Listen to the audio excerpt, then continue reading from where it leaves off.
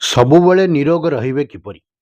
ସବୁବେଳେ ନିରୋଗ ରହିବା ପାଇଁ ପ୍ରତିଦିନ ସକାଳେ ଶୀଘ୍ର ଉଠନ୍ତୁ, ଶୁଦ୍ଧ ପାଣି ପିଅନ୍ତୁ, ସମୟ ସମୟ ଅନୁସାରେ ଖାଦ୍ୟ ଖାଆନ୍ତୁ, ସବୁଜ ସବ୍ଜି, ଫଳ, କ୍ଷୀର ଆହାରରେ ରଖନ୍ତୁ, ନିୟମିତ ବ୍ୟାୟାମ, ଯୋଗା, ପ୍ରାଣାୟାମ କରନ୍ତୁ, ଯଥେଷ୍ଟ ନିଦ୍ର ନିଅନ୍ତୁ ଏବଂ ଚିନ୍ତାକୁ ଦୂରରେ ରଖନ୍ତୁ।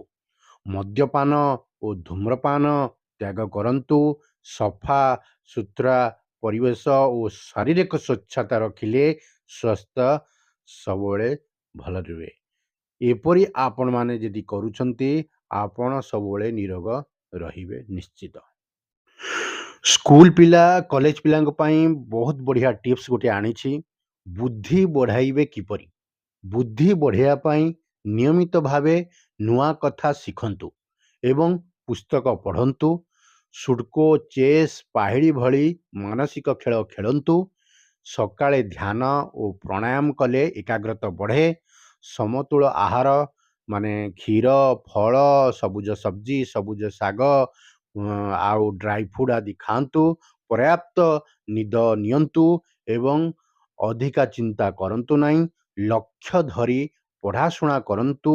ସକାରାତ୍ମକ ଲୋକଙ୍କ ସହ ରୁହନ୍ତୁ। ନିୟମିତ ଅଭ୍ୟାସ ଓ ଶୃଙ୍ଖଳା ବୁଦ୍ଧିକୁ ଶକ୍ତିଶାଳୀ କରେ। ସରକାରୀ ଚାକିରି କିପରି ପାଇପାରିବେ? ସରକାରୀ ଚାକିରି ପାଇବା ପାଇଁ ସଠିକ୍ ଯୋଜନା ଓ ନିୟମିତ ଅଭ୍ୟାସ ଆବଶ୍ୟକ। ପ୍ରଥମେ ଯେଉଁ ପରୀକ୍ଷା ଲକ୍ଷ୍ୟ କରୁଛନ୍ତି, ସେହି ସିଲାବସ୍ର ପରୀକ୍ଷା ଧାରା ଭଲ ଭାବେ ବୁଝନ୍ତୁ। ଟାଇମ୍ ଟେବୁଲ୍ ବନାଇ ଦୈନିକ ପଢ଼ାଶୁଣା କରନ୍ତୁ। ସାଧାରଣ ଜ୍ଞାନ, ଇଂଲିଶ, ଗଣିତ, ରିଜନିଂ ଓ ଭାଷା ଉପରେ ଧ୍ୟାନ ଦିଅନ୍ତୁ।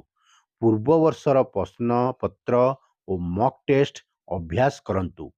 ଚାକିରି ସୂଚନା ନିୟମିତ ଦେଖନ୍ତୁ। ଧୈର୍ଯ୍ୟ, ଆତ୍ମବିଶ୍ୱାସ ଓ ନିରନ୍ତର ପ୍ରୟାସ ଦ୍ୱାରା ଆପଣମାନେ ସରକାରୀ ଚାକିରି ପାଇପାରିବେ। ଗୋଟିଏ ଭଲ ଡ୍ୟାନ୍ସର କିପରି ହୋଇପାରିବେ? ଗୋଟିଏ ଭଲ ଡ୍ୟାନ୍ସର ହେବା ପାଇଁ ନିୟମିତ ଅଭ୍ୟାସ ସବୁଠାରୁ ଜରୁରୀ। ପ୍ରଥମେ ମୌଳିକ ଷ୍ଟେପ୍ ଭଲ ଭାବେ ଶିଖନ୍ତୁ ଏବଂ ସଙ୍ଗୀତର ତାଳକୁ ଅନୁଭବ କରନ୍ତୁ। ପ୍ରତିଦିନ ଶରୀରକୁ ଷ୍ଟ୍ରେଚିଂ ଏକ୍ସରସାଇଜ୍ କରନ୍ତୁ। ପ୍ରତିଦିନ ଟିଭି, ମୋବାଇଲରୁ ଡ୍ୟାନ୍ସ ଦେଖି ଆପଣ ନିଜେ ପ୍ରାକ୍ଟିସ୍ କରନ୍ତୁ। ଅନ୍ୟ ଭଲ ଡ୍ୟାନ୍ସରକୁ ଦେଖି ଶିଖନ୍ତୁ ଓ ଗୁରୁଙ୍କ ମତାମତ ଗ୍ରହଣ କରନ୍ତୁ। ଶରୀରକୁ ଫିଟ୍ ରଖିବା ପାଇଁ ସୁସ୍ଥ ଖାଦ୍ୟ, ପର୍ଯ୍ୟାପ୍ତ ନିଦ ନିଅନ୍ତୁ। ଆତ୍ମବିଶ୍ୱାସ, ଧୈର୍ଯ୍ୟ ଥିଲେ ଡ୍ୟାନ୍ସର ସଫଳତା ନିଶ୍ଚିତ ମିଳେ। ଗୋଟିଏ ଭଲ କ୍ରିକେଟର କିପରି ହୋଇପାରିବେ?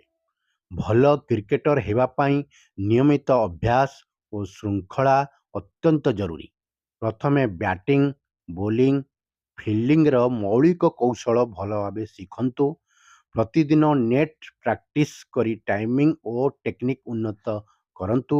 ଶରୀରକୁ ଫିଟ୍ ରଖିବା ପାଇଁ ଦୌଡ଼, ବ୍ୟାୟାମ, ଷ୍ଟ୍ରେଚିଂ କରନ୍ତୁ। ମ୍ୟାଚ୍ ଦେଖି ରଣନୀତି ଶିଖନ୍ତୁ ଏବଂ କୋଚିଙ୍କ ପରାମର୍ଶ ମାନନ୍ତୁ। ସୁସ୍ଥ ଖାଦ୍ୟ, ପର୍ଯ୍ୟାପ୍ତ ନିଦ ଓ ଆତ୍ମବିଶ୍ୱାସ ରଖିଲେ କ୍ରିକେଟର ସଫଳତା ମିଳେ। ଏକ ପୁରୁଷର ପରିବାର ପ୍ରତି ଦାୟିତ୍ୱ କ'ଣ? ଏକ ପୁରୁଷର ପରିବାର ପ୍ରତି ଦାୟିତ୍ୱ କେବଳ ଆର୍ଥିକ ନୁହେଁ, ମାନସିକ ଓ ନୀତିଗତି ମଧ୍ୟ। ପରିବାରକୁ ସୁରକ୍ଷା, ସମ୍ମାନ ଓ ସ୍ନେହ ଦେବା ତାଙ୍କର ପ୍ରଧାନ କର୍ତ୍ତବ୍ୟ। ସତ୍ୟନିଷ୍ଠା ଭାବେ ଉପାର୍ଜନ କରି ପରିବାରର ଆବଶ୍ୟକତା ପୂରଣ କରିବା ଉଚିତ। ମାତାପିତାଙ୍କ ସେବା, ସ୍ତ୍ରୀଙ୍କ ସମ୍ମାନ, ସନ୍ତାନଙ୍କ ଶିକ୍ଷା ସଂସ୍କାର ଉପରେ ଧ୍ୟାନ ଦେବା ଜରୁରୀ। ସମସ୍ୟା ସମୟରେ ଧୈର୍ଯ୍ୟ ଓ ସହଯୋଗ ରଖି ପରିବାରକୁ ଏକତାରେ ବାନ୍ଧି ରଖିବା ହେଉଛି ଏକ ଦାୟିତ୍ୱଶୀଳ ପୁରୁଷର ପରିଚୟ। ଏକ ନାରୀର ପରିବାର ପ୍ରତି ଦାୟିତ୍ୱ କ'ଣ? ଏକ ନାରୀର ପରିବାର ପ୍ରତି ଦାୟିତ୍ୱ ଅତ୍ୟନ୍ତ ମହତ୍ତ୍ୱପୂର୍ଣ୍ଣ ଓ ବହୁମୁଖୀ।